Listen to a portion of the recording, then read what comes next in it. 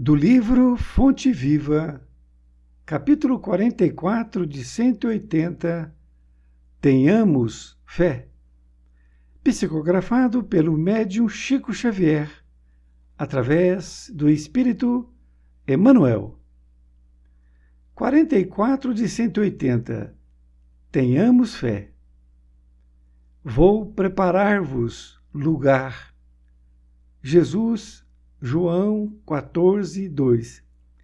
Sabia o mestre que, até a construção do reino divino na terra, quantos o acompanhassem viveriam na condição de desajustados, trabalhando no progresso de todas as criaturas, todavia, sem lugar adequado aos sublimes ideais que entesouram. Efetivamente, o cristão leal, em toda parte, raramente recebe o respeito que lhe é devido. Por destoar, quase sempre, da coletividade, ainda não completamente cristianizada, sofre a descaridosa opinião de muitos. Se exercita a humildade, é tido à conta de covarde.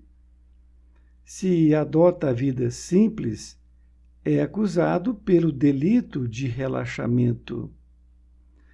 Se busca ser bondoso, é categorizado por tolo. Se administra dignamente, é julgado orgulhoso. Se obedece quanto é justo, é considerado servil. Se usa a tolerância, é visto por incompetente.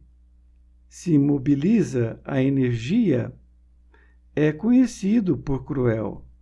Se trabalha devotado, é interpretado por vaidoso.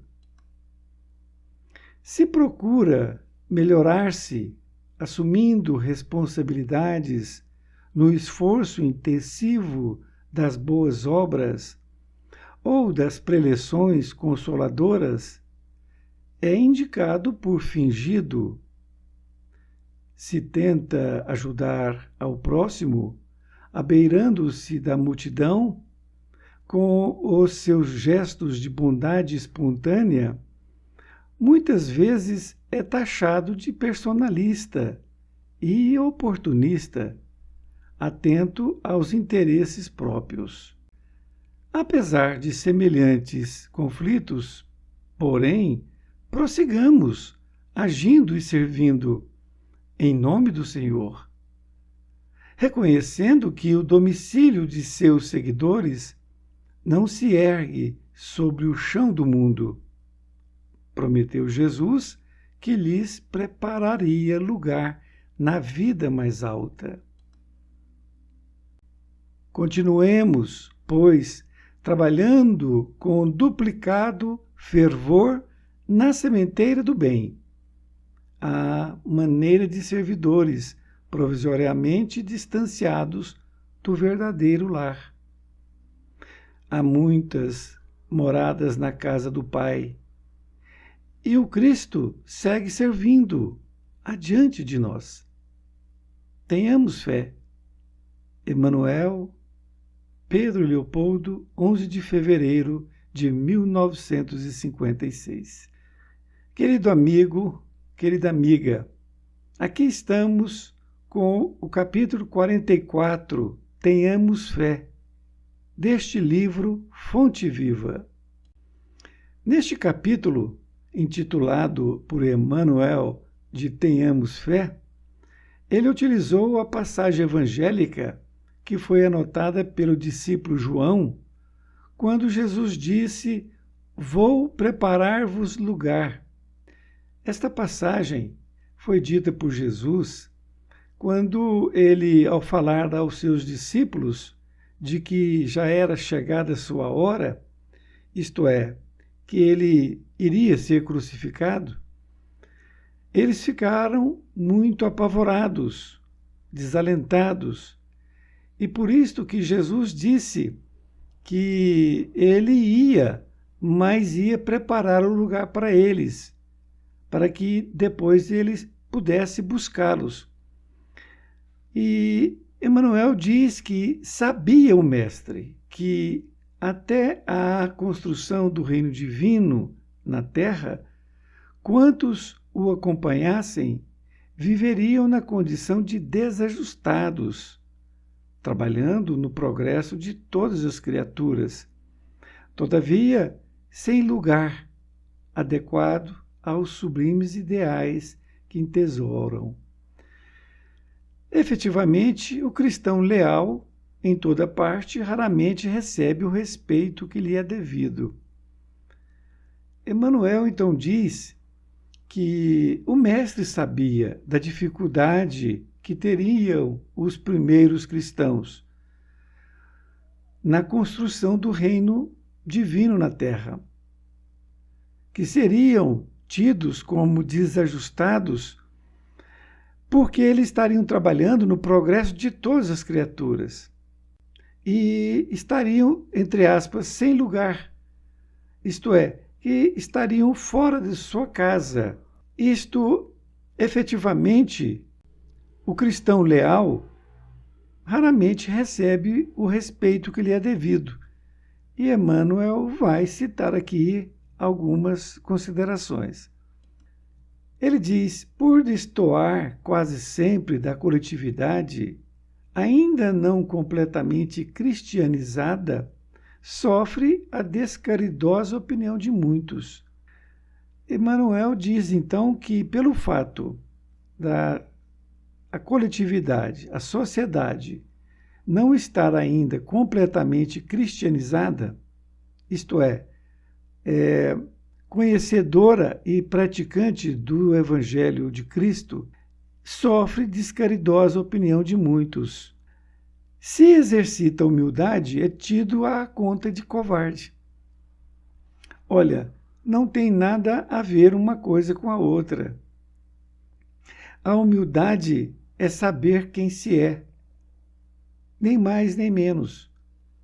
Então, se a pessoa fica humilde perante uma situação, não é porque é covarde, porque covarde é aquele que não quer agir com o seu próprio pensamento. E, na verdade, a humildade não tem nada a ver com isto. A humildade é a pessoa que não quer defrontar com a outra, simplesmente fica naquilo que ela acredita ser verdade. E diz também que se adota a vida simples, é acusado pelo delito de relaxamento.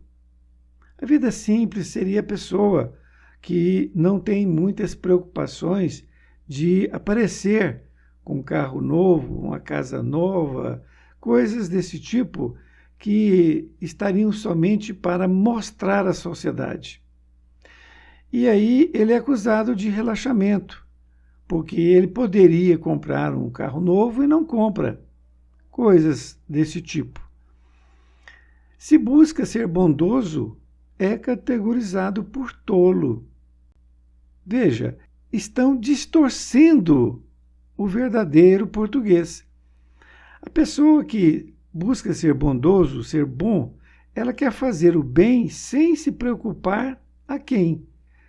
E não uma pessoa boba, porque tolo é uma pessoa boba, que não tem noção do que está fazendo. E se administra dignamente, é julgado orgulhoso. Veja bem que coisa. Administrar uma empresa, administrar uma sociedade dignamente, isto é, de forma correta, honesta, ele é julgado orgulhoso. Se obedece quanto é justo, é considerado servil. Olha, o que é ser justo? Justo é a pessoa que quer fazer justeza em todas as situações. Como pode ele ser considerado servil? Não tem como ele ser considerado servil. Não existe uma coisa a ver com a outra. Se usa de tolerância, é visto por incompetente. Ora, vamos dar um exemplo. Se existem alguns funcionários que trabalham na empresa, e ele é o gerente da empresa, e ele sabe que nem todos têm ainda experiência suficiente. Suponhamos que uma pessoa do grupo, ele erra.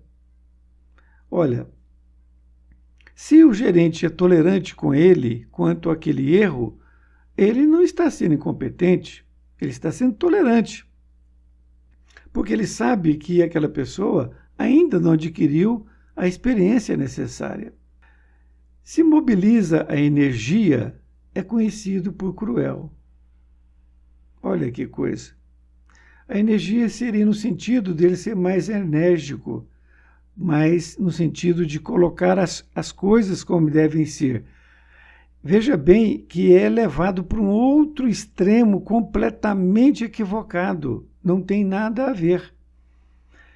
Se trabalha devotado, é interpretado por vaidoso. Olha, se a pessoa é devotada ao seu trabalho, que quer ver um trabalho bem feito e bem apresentado, não pode ser colocado como vaidoso. Vaidoso é a pessoa que fica se auto-intitulando melhor, vamos dizer assim.